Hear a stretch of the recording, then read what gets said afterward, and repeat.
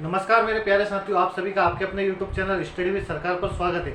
आज के इस वीडियो में हम एमपी पुलिस 2023 की जो नई भर्ती निकली है उसके संबंध में हमने जो स्पेशल सीरीज चला रखी है जिसका नाम हमने सुपर 30 रखा है। उसमें हम 1 महीने के अंदर आपको एमपी पुलिस का पूरा सिलेबस कंप्लीट करवाएंगे। साथ में उसमें कुछ स्पेशल बेच और मेगा क्लासेज जो रहेगी उसमें आपका रिविजन भी कराया जाएगा। तो अगर आप ऐसी वीडियो चाहते हैं तो हमारे चैनल पर बने रहे, उसके लिए चैनल को सब्सक्राइब कर दें और बेल आइकन को ऑन कर दें, जिससे हमारी लेटेस्ट वीडियो की अपडेट आपको मिलती रहे। जैसा कि हमारी कल एक क्लास हो चुकी थी जिसमें हमने परसेंटेज चैप्टर बताया था। आज की क्लास में हम लाभ हानि चैप्टर की चर्चा करेंगे और लाभ हानि को हम कितने ईजी तरीके से आपको बताएंगे जिसके द्वारा आप कम से कम समय में बड़े से बड़े सवाल को आसानी से सोल्व कर सकते हैं। परीक्षा में आपको सबसे कम समय में सवाल को हल करना है, मेन आपकी प्राथमिकता, क्योंकि आजकल जो एग्जाम हो रही है वो एग्जाम ना तो आपके कंटेंट की हो रही है ना आपकी डाटा की हो रही है। आप जो एग्जाम है वो टाइमिंग की हो रही है। आपको स्पीड प्लस एक्यूरेसी, अगर आप स्पीड और एक्यूरेसी के साथ किसी सवाल को हल करने में सक्षम है तो आप एग्जाम में सिलेक्शन के काबिल है। दोस्तों कल के जो हमने क्लास ली थी उसमें हमने परसेंटेज चैप्टर पढ़ा था। उसमें हमने आपको पूरा चैप्टर क्लियर करवाया था। अगर आपको उसमें कुछ डाउट है या आपने अभी वो चैप्टर नहीं देखा है तो डिस्क्रिप्शन बॉक्स में उसकी लिंक हमने दे रखी है, आप उस पर जाकर चैप्टर को देख सकते हैं। आज के जो हम चैप्टर की बात कर रहे हैं उसमें हम लाभ हानि के बारे में चर्चा करेंगे दोस्तों। प्लस मतलब लाभ और माइनस मतलब हानि, ठीक है। हम बिल्कुल शॉर्ट फॉर्म में इसको लिखेंगे, ठीक है। सबसे पहले लाभ हानि वाले चैप्टर में क्या होता है, कोई व्यापारी किसी चीज़ को या कोई व्यक्ति या आप या हम कोई भी किसी वस्तु को खरीदता है और बेचता है तो उसमें जो खरीदे और बेचे गए मूल्य रहते हैं उन दोनों के अंतर में जो डिफरेंस रहता है या उसका जो अंतर रहता है वो उसका लाभ होता है या हानि होती है। या तो लाभ होगा या हानि होगी। अगर समान मूल्य पर बेच देगा तो ना लाभ होगा और ना हानि होगी। तो इस प्रकार से उसके मैं पूरे फॉर्मूले आपको पहले बता देता हूँ किस टाइप से आपको उसका हल करना है ना। आप देखिए, सबसे पहले हम लिखते हैं, हम बिल्कुल शॉर्ट फॉर्म में लिखेंगे सीपी कॉस्ट प्राइस, है ना। इसको क्या बोलते हैं हम, क्रय मूल्य। सीपी मतलब कॉस्ट प्राइस, जिसे क्या बोलेंगे, क्रय मूल्य। एसपी सेलिंग प्राइस, इसको क्या बोलेंगे, सेलिंग प्राइस, है ना। एमपी इसको बोलेंगे मार्किंग प्राइस या अंकित मूल्य, ठीक है। इसको क्या बोलेंगे, मार्किंग प्राइस या अंकित मूल्य। इसी टाइप से हम एल इसको दर्शाएंगे लॉस से, इसको लिख दे क्रय मूल्य, इसको विक्रय मूल्य, इसको मार्केट मूल्य या अंकित मूल्य जो बोलते हैं। इसको क्या, लॉस या हानि। बी को दर्शाएंगे लाभ से, डी को दर्शाएंगे डिस्काउंट या बट्टा या छूट,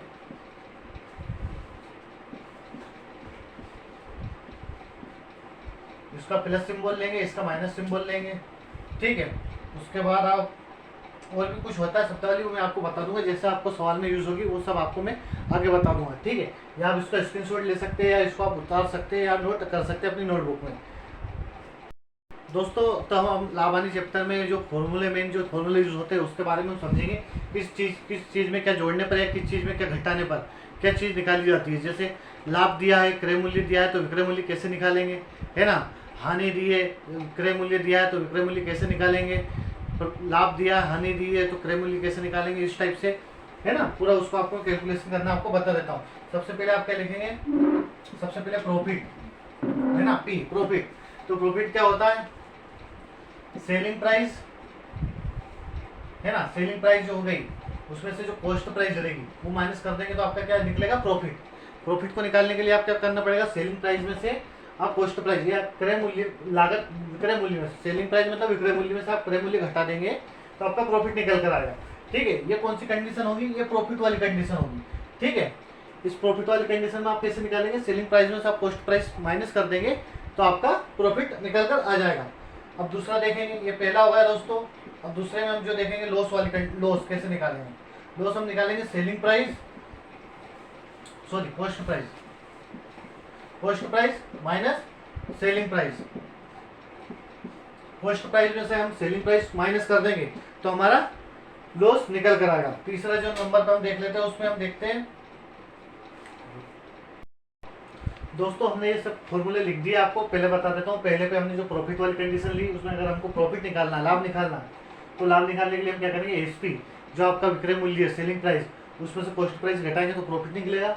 उसके बाद दूसरा फॉर्मूला जो लिखा है उसमें आपको अगर लॉस निकालना है तो आपको कॉस्ट प्राइस में एसपी घटाना होगा। कॉस्ट प्राइस में से या क्रय मूल्य में से आप एसपी घटाएंगे तो आपका लॉस निकलेगा, विक्रय मूल्य घटाने पर लॉस निकलेगा। थर्ड नंबर पर जो लिखा है ना, सेलिंग प्राइस आपको कैसे निकालना है, तो आप प्रॉफिट में सीपी जोड़ देंगे या कॉस्ट प्राइस को सीपी में जोड़ देंगे तो आपका प्रॉफिट एसपी जो सेलिंग प्राइस है वो निकल कर आ जाएगा। फोर्थ नंबर पर आपको सेलिंग प्राइस निकालना है और लॉस वाली कंडीशन है, आपको अगर हानि होती है और आपको विक्रय मूल्य निकालना है तो आप क्रय मूल्य में से विक्रय हानि को घटा देंगे तो आपका विक्रय मूल्य निकल कर आ जाएगा। आपको अगर लागत मूल्य निकालना है या क्रय मूल्य निकालना है तो आप एसपी में से प्रॉफिट माइनस कर देंगे जब प्रॉफिट होगा उस वाले कंडीशन में। अगर आपको लॉस होता है उस वाली कंडीशन में आपको कॉस्ट प्राइस निकालनी है या आपको क्रय मूल्य निकालना है तो आप विक्रय मूल्य में से लॉस को माइनस कर देंगे तो आपका क्रय मूल्य निकल कर आ जाएगा। उसके बाद जो रियल सीपी होता है, जैसे बहुत सी बार क्या होता है, जैसे कोई आपने माल पुराना खरीदा या कोई चीज़ आपने खरीदी और उसमें आपने एक्स्ट्रा उस पर खर्चा किया तो अदर एक्सपेंसिव जो उस पर किए या उसका आपने लागत मूल्य या भाड़ा मूल्य या मरम्मत मूल्य, जैसे पुरानी वस्तु ली तो उस पर मरम्मत करवाई या बहुत सी चीज़ें होती है, जैसे हमने पुराना घर खरीदा उस पर आपने कलर वगैरह करवाया फिर उसको आपने बेचा तो जो कलर की लागत है वो उसमें जुड़ जाएगी तो उसे अदर एक्सपेंसिव बोलेंगे। जैसे कोई सा आपने पैकिंग चार्जेस दिया, किसी वस्तु को पैक करा उसके बाद बेचा तो पैकिंग चार्जेस वगैरह वो अदर एक्सपेंसिव में जाएगा। तो रियल कॉस्ट प्राइस कैसे निकलेगी, आप सीपी में अदर एक्सपेंसिव जोड़ देंगे तो आपकी रियल कॉस्ट प्राइस आ जाएगी। दोस्तों सभी फॉर्मूले मैंने आपके सामने लिख दिए, लगभग लगे हुए टोटल फॉर्मूले प्रॉफिट लॉस के इसमें आ चुके हैं। इसके अलावा आपको अलग से इसमें कोई पढ़ने की जरूरत नहीं है, जो 2-4 फॉर्मूले और बचे हैं वो आपको मैं सवाल के साथ करवा दूंगा। तो इसमें जैसे कि हमें प्रॉफिट या लॉस निकालना है ना, तो क्या करेंगे, प्रॉफिट और लॉस परसेंटेज निकालने के लिए आप क्या करेंगे, प्रॉफिट या लॉस जो भी होगा वो लिखेंगे, उसमें 100 का गुणा करेंगे और नीचे कॉस्ट प्राइस लिखेंगे। क्योंकि प्रॉफिट और लॉस की जो कैलकुलेशन हमेशा हम करेंगे वो हमेशा हम लागत मूल्य पर करेंगे। एक जो टेबल रहती है दोस्तों वो आपको बता देता हूँ, जैसे ये 100 है, 100% इसको बोलते हैं कॉस्ट प्राइस या है ना, इससे अगर इधर जाएंगे तो ये प्लस की तरफ जाएगा 100 से 110, 105, 101 इस टाइप से 110, 115, 120 इधर जाएंगे तो लॉस में जाएगा, जैसे 95, 90, 85, 80 इस टाइप से ना। तो इधर अगर जाएंगे तो लॉस होगा और इधर जाएंगे तो प्रॉफिट होगा। ठीक है। इसमें दूसरा अगर कॉस्ट प्राइस आपको निकालनी है तो आप सेलिंग प्राइस इंटू 100 और बटे में 100 प्लस प्रॉफिट, जितने परसेंट आपको प्रॉफिट हुआ उस परसेंट को आपको 100 में जोड़कर उसका भाग देना है। सेलिंग प्राइस में आपको 100 का गुणा करना है और 100 में जो इतना प्रॉफिट हो रहा है जितने परसेंट उसको आपको जोड़ना है तो आपकी सीधी कॉस्ट प्राइस निकल आएगी। अगला जो है कॉस्ट प्राइस आपको निकालनी है तो आप क्या करेंगे, सेलिंग प्राइस दे रखेगा, सेलिंग प्राइस में आपको 100 का इंटू करना है और 100 माइनस लॉस, जितने परसेंट का आपको लॉस हुआ वो परसेंटेज आपको 100 में से घटाकर आपको लिखना है। इसी प्रकार डिस्काउंट आपको निकालना है तो डिस्काउंट गुणित 100 बटे एमपी, आपका जो मार्किंग प्राइस है वो उस पर आप अगर कैलकुलेशन करेंगे तो आपका डिस्काउंट परसेंटेज निकल कर आ जाएगा। यहाँ पर आपका प्रॉफिट लॉस का परसेंट निकलेगा है ना, यहाँ पर आपका डिस्काउंट का परसेंट निकलेगा। इसी तरह से अगर आपको डिस्काउंट निकालना है कि आपको कितने रुपए का डिस्काउंट हुआ तो आप मार्केट प्राइस या मेकिंग प्राइस जो आपने मार्क करी मार्किंग प्राइस उसमें से आप सेलिंग प्राइस को, मार्किंग प्राइस में से आप सेलिंग प्राइस को घटा देंगे तो वो डिस्काउंट आपका निकल कर आ जाएगा। इसी प्रकार आपको डिस्काउंट निकालना है, ये डबल लिख दिया सॉरी दोस्तों है ना, ये डबल लिख दिया है ना, सेम होगा।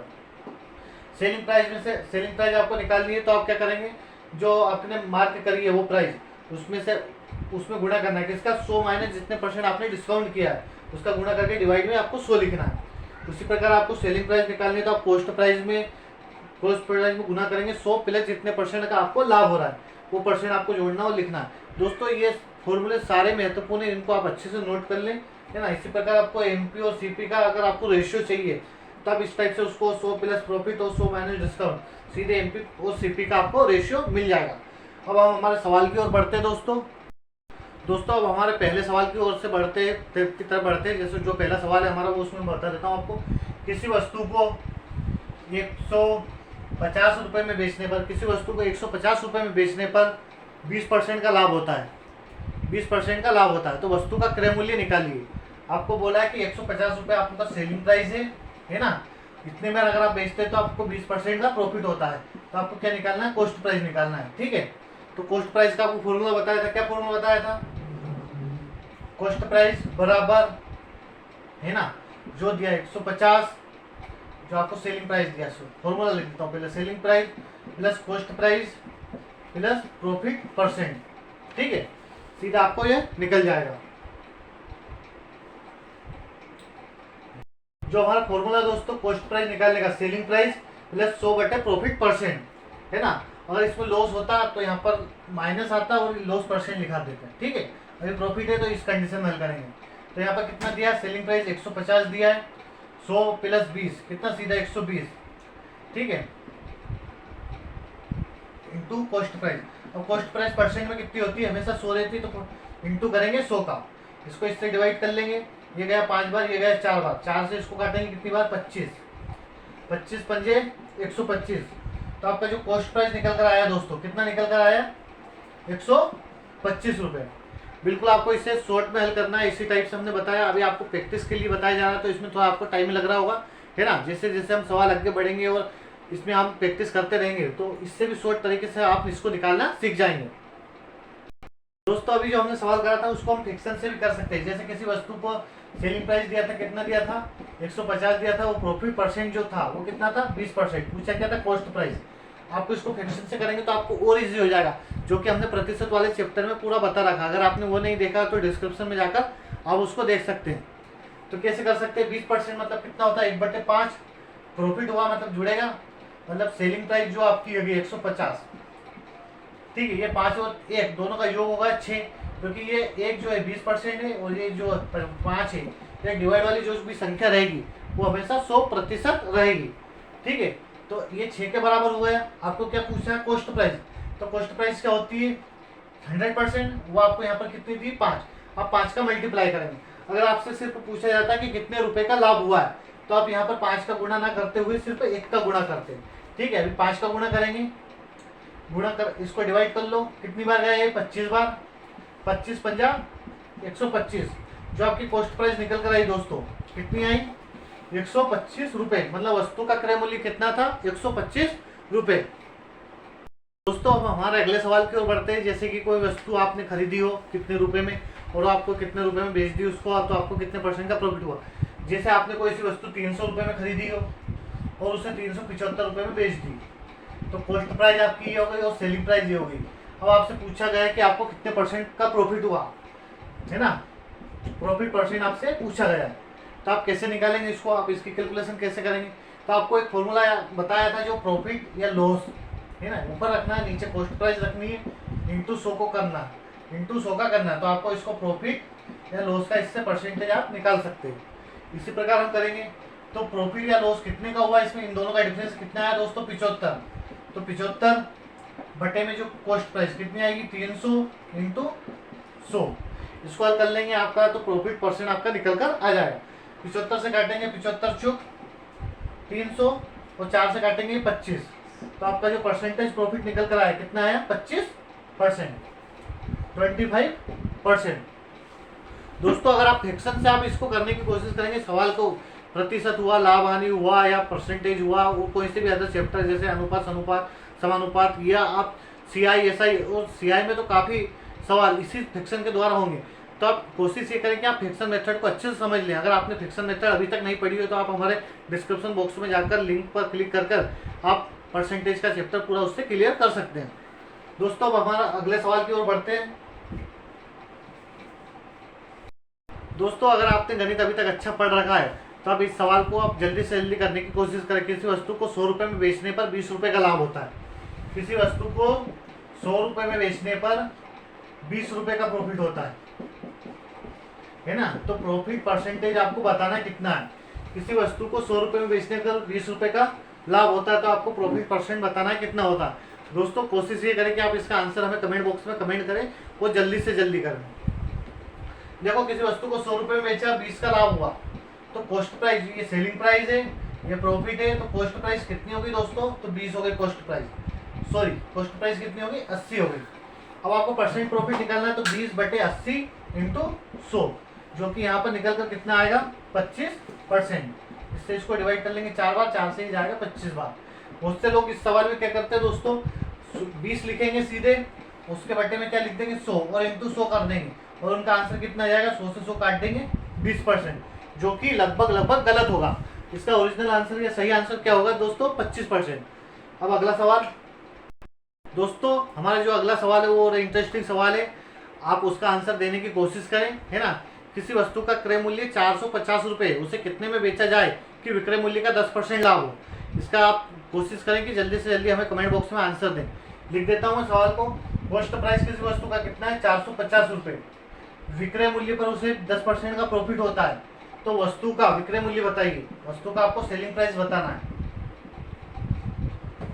सवाल को एक बार फिर से अच्छे से सुन ले। किसी वस्तु का क्रय मूल्य 450 रुपये, उसे कितने में बेचे कि विक्रय मूल्य का 10% लाभ हो, मतलब आपको उसका विक्रय मूल्य निकालना है जिस पर 10% का लाभ हो।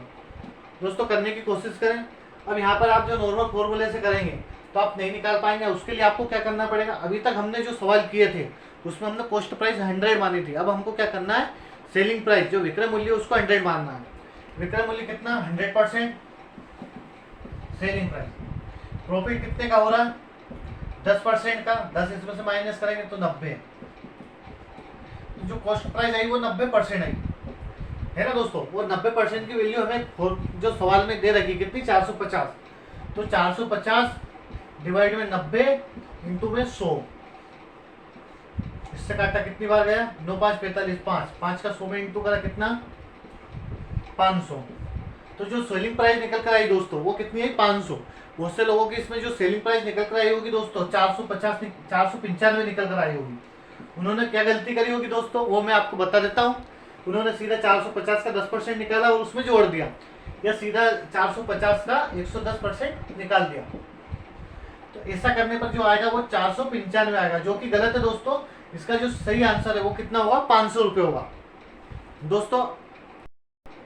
दोस्तों जो हमारा सवाल अगला है वो और इंटरेस्टिंग सवाल है दोस्तों। और एक बात और बता दूं, जो लास्ट वीडियो के लास्ट में जो हम एक सवाल देंगे आपको क्विज के दौर पर, वो सवाल बहुत ही कठिन होगा। अगर आपको अच्छी से प्रैक्टिस किए या आपको लगता है कि आप उस सवाल का आंसर दे पाएँ तो आप वीडियो को आखिरी तक देखते रहें और उस सवाल का आंसर देने की कोशिश करें। क्योंकि मैक्सिमम लोगों ने हमारी क्लास में जो हमने ऑफलाइन क्लासेस ली उसमें भी उसका सवाल नहीं निकाल पाए। कुछ बंदे तो 3 4 दिन तक भी बचे, उसके बाद भी उसका आंसर नहीं निकाल पाए दोस्तों। तो आप अगर वो सवाल चाहते हैं, आप देखना की करना कोशिश करना चाहते हैं तो वीडियो के लास्ट तक बने रहें दोस्तों। एक सवाल अब बता देता हूँ मैं आपको, किसी वस्तु का अंकित मूल्य कितने प्रतिशत बढ़ाकर अंकित किया जाए कि उस पर 20% की छूट देने के बाद भी, 20% का डिस्काउंट देने के बाद भी 30% का प्रॉफिट हो।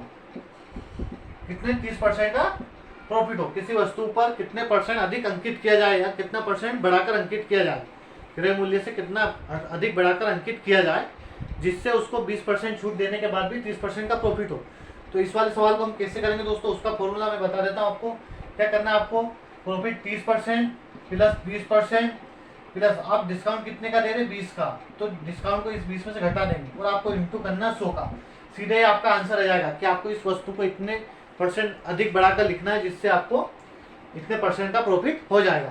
कर देते इसको हल, 30 20 50 बटे में 80 इंटू 100 डिवाइड करेंगे इसको।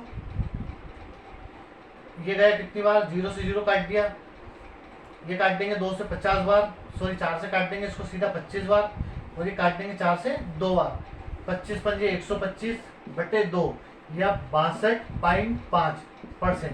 अगर आप किसी वस्तु का मूल्य 62.5% बढ़ाकर अंकित करेंगे तो उस पर आप 20% डिस्काउंट देंगे, उसके बाद भी आपको 20% का प्रॉफिट होगा। दोस्तों ये जो सवाल है वो एसएससी सीजीएल लेवल का सवाल है ना। इस टाइप के सवाल आते हैं एग्जाम में, तो इसकी प्रैक्टिस भी आप अच्छे से कर लें दोस्तों। हमारा नेक्स्ट सवाल बहुत अच्छा है, उसमें 2% दिए, 2 वस्तुएं दी है। जैसे 2 संयुक्त वस्तुओं का क्रय मूल्य 1200 रुपये है।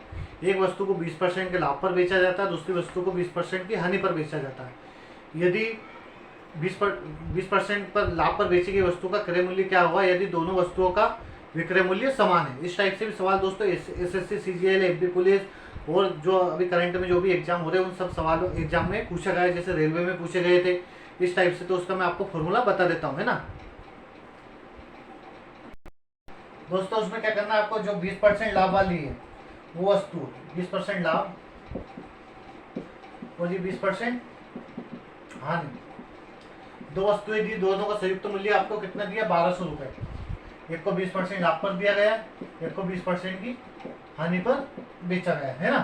तो आपको वो निकालना है, ठीक है। आप क्या करेंगे, इसमें 100 प्लस 20 डिवाइड में 100 माइनस 20, ठीक है।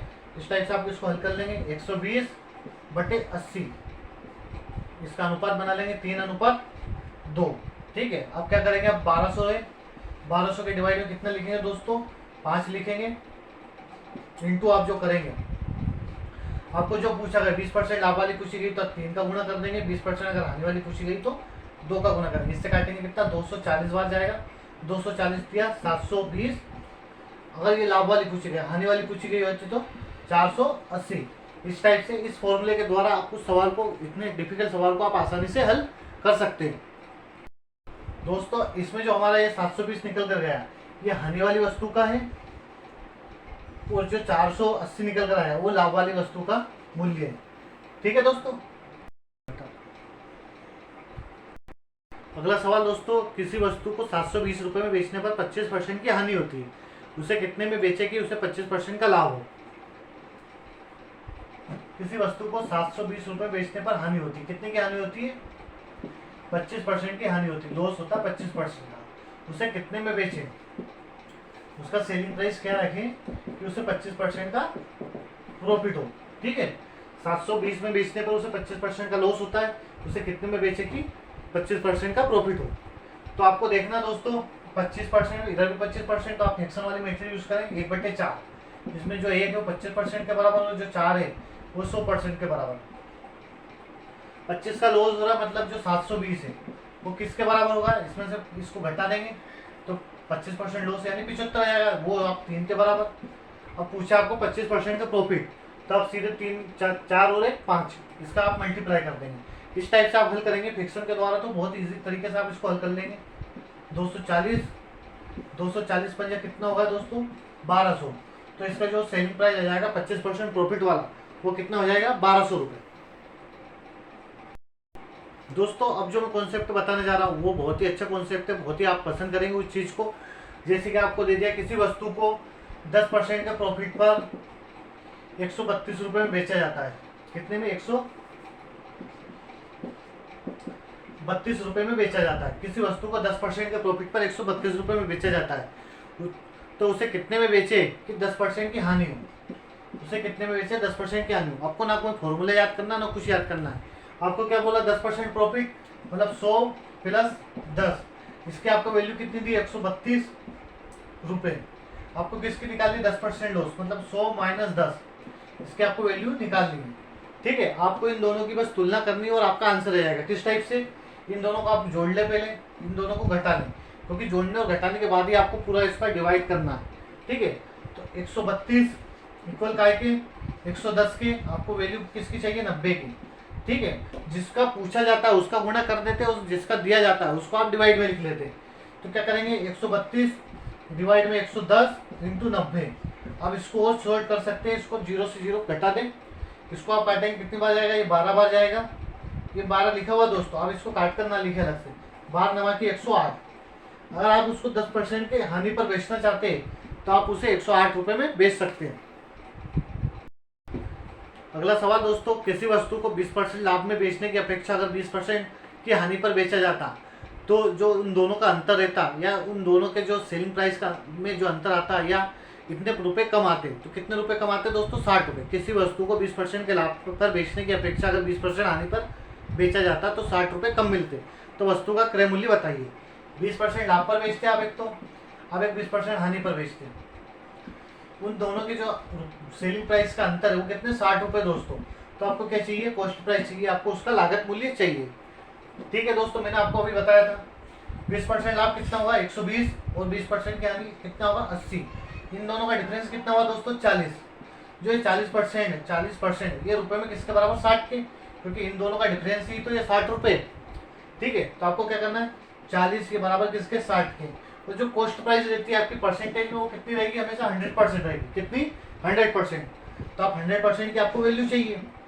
यह होगा आपका सवाल, कुछ नहीं करना आपको, सिर्फ इसको हल कर लें। इसको भी आप फ्रैक्शन में छोटा कर सकते हैं, ये 2 बार, ये 5 बार।